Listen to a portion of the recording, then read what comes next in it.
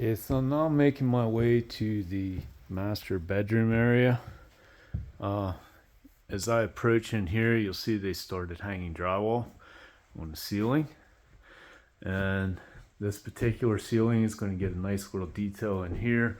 They actually framed down some soffit details, so this will actually get not so much a vaulted ceiling, but where the ceiling drops, it comes up to another level.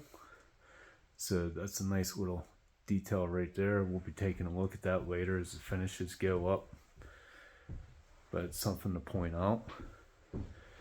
As we look up on the ceiling, you can see that the screwing detail for the drywall. It's not a crazy amount, but you have to remember this drywall, we want to limit the amount of screws we have just because of movement and screw pops in the framing. But keep in mind that this drywall is also glued to all the framing. It is actually, we can't see the framing right now, but the sheets are running perpendicular to the framing that's up in the ceiling. And another thing I wanted to show as I make my way to the master bathroom here. Another thing that I wanted to point out was a lot of people think you need the cream board in bathrooms, but as we look around, we don't really see any green board in here. There's none up on the ceiling, but as I make my way this way, you can see the moisture resistant drywall right there, and that is because this is a shower area. If you look here, you'll have to excuse the lighting here, but as we look here, you can see the mixing valve, and then up there you see the shower head. This will actually get ceramic tile installed in it.